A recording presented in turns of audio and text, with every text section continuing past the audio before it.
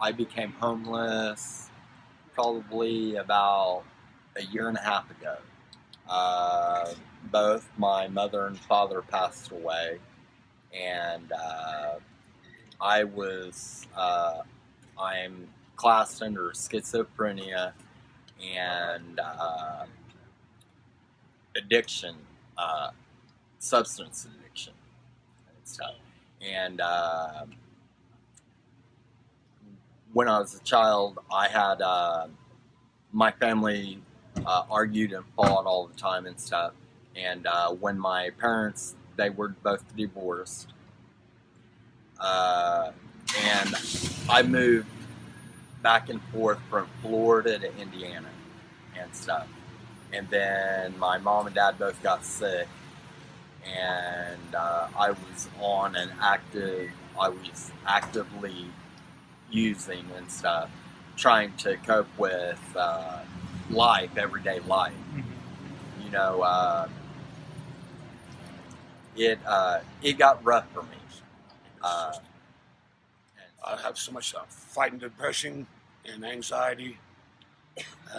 Physical is what started the whole thing. My kidneys have shut down about 8 times now. I've had blood clots. Almost lost my toes. Still having trouble with my feet. Um, almost lost my knee. I just don't know how to handle myself. Going on. So a lot of it, I went into a deep depression from like 2011 through 2013, and spent all my money taking care of me and my kids. Just lived off of it, but there were days where I wouldn't shower. I mean, there was one time I didn't get out of bed for 4 days to even take my dog out, and didn't shower for 11 days. I have a bipolar 1 disorder, which my father was, I get that from him. He was bipolar and schizophrenic. I have a major depressive disorder, generalized anxiety disorder, heart issues, scoliosis. I mean, I have a lot of different things coming from different angles, and it's really, really difficult for people, you know, in bad situations, especially when you're suicidal, which I was even here recently, about 3 weeks ago. And I went into the hospital, and they kept me for 11 days. They released me, and Danielle let me come back. I would say poor decision making, not saving with my finances. I lost a job and going through divorce.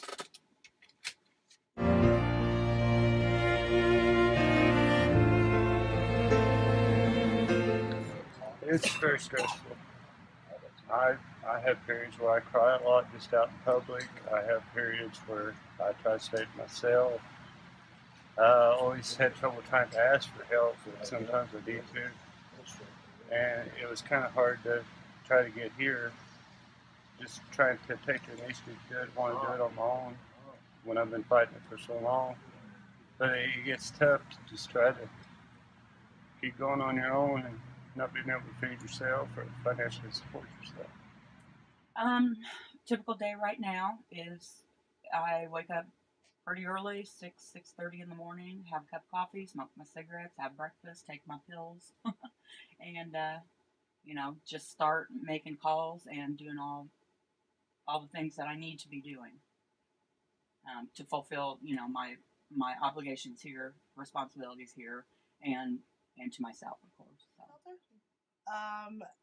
It's actually a really nice shelter. A typical day, waking up by 9, doing whatever, making my bed, making sure that I bathe so that everybody in the house has a chance, and looking for work.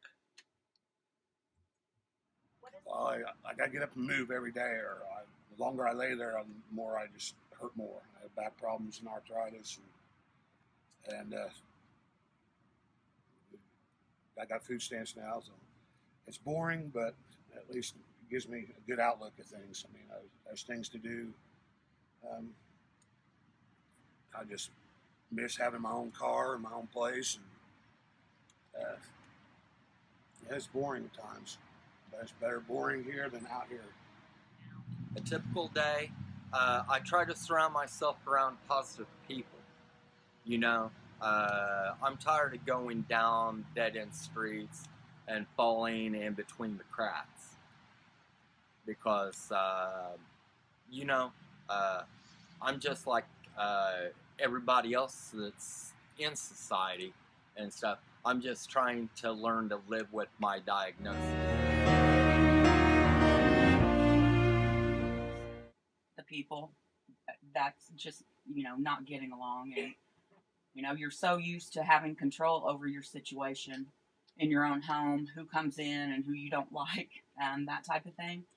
And here, I would say if you ask just about anybody, it's the people, the personalities. And that's not their, you know, I'm not saying anything bad against them. I'm just saying when you clash hard. Because you live with these people day in, day out, 24/7. And sometimes you become closer to them than you do other friends. Not Being out of control, not having any control over what's going to happen to you. You don't know where you're going to eat. You don't know where you're going to be. If you don't mind the rules, if you're back too late or something, you're kicked out, and then I'm just lost. I mean, just the feeling of hopelessness and being lost. I'd have to say not having my family around, which I don't have very much family anymore and everything. All my aunts and uncles are passed away.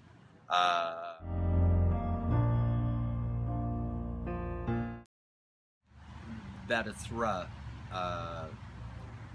That it's hard being homeless.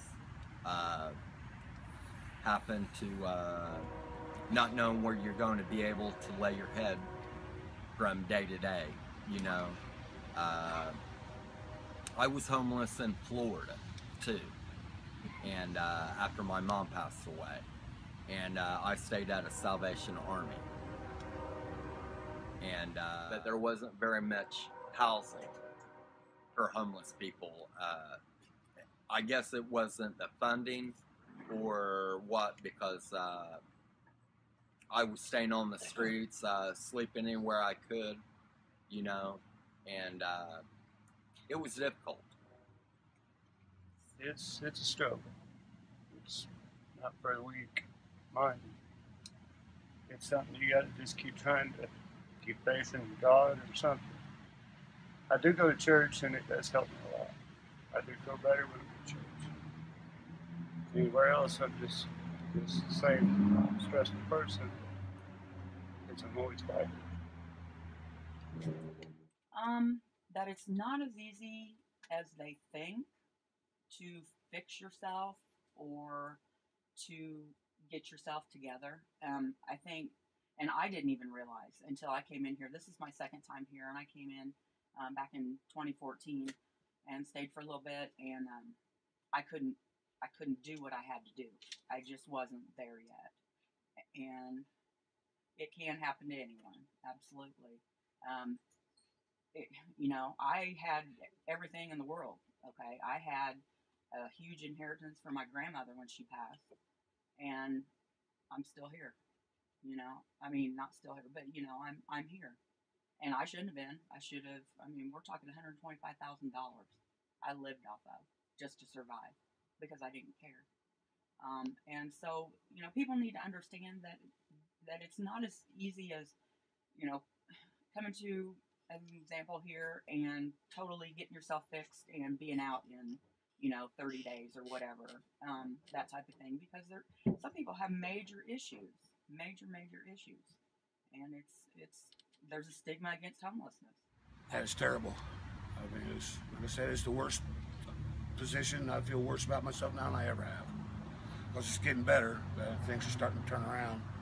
Not having insurance. I've been fighting my insurance from January. I just got it, and they haven't given me my numbers to use. I mean, I still don't have it. So every month to get my meds that I have to have, I take 18 different meds a day. I have to go to get a doctor, which I go to St. Anne's. They got to write me a prescription, send it to Walgreens. I go get a record of that, go down, and I get a work history, and then I go to the trustee's office. You can only do that once a month. Thank God. I mean, I'm on blood thinners and high blood pressure pills, and high cholesterol. I have to take my. I got diabetes. I have to take my shots every meal, and I take 4 shots a day, plus I'm on pills. And just trying to keep yourself healthy is one of the worst things there is.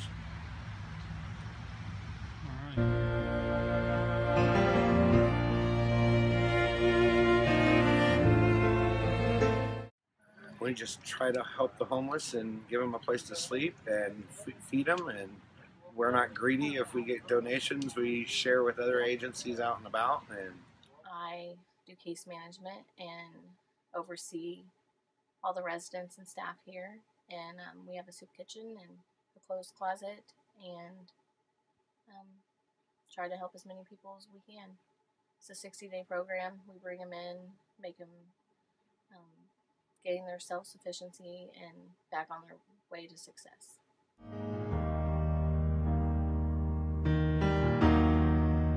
yes, up until August of last year, I was living in a park in the north end of town, staying in a shelter, sleeping on a park bench, or a picnic table. And one day I got a call from some strange lady. I have no idea how she got my name, my number, nothing, but referred me to here. And ever since then, I started as a resident. And since then, I've moved from resident up to program director. And like I said, I just moved up to executive director. So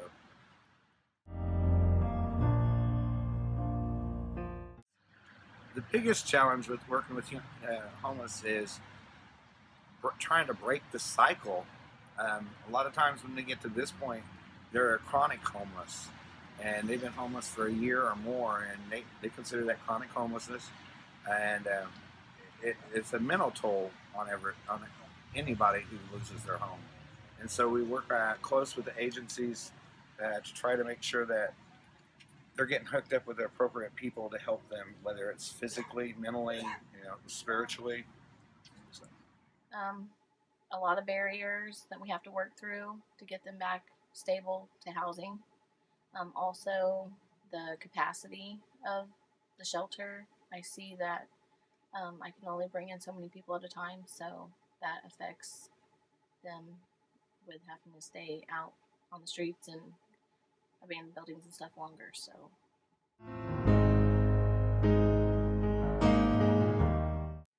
I think the average person probably doesn't recognize how many people that are actually homeless. Until I came here, I didn't recognize the need of shelters, and especially in Vigo County. The demand for a shelter for families and single women and single men is higher than I ever thought, especially in my hometown. Well, I know 3 years ago, before I became homeless, I thought it was just their fault. They just are too lazy. They don't want to work. They don't want to contribute to society. And then I got hurt at work. I lost my job. Couldn't pay the mortgage, and found out real quick that homelessness ain't about people who are just lazy. There's usually real reasons people become homeless. So I learned a lot of that real quick over the past 3 years.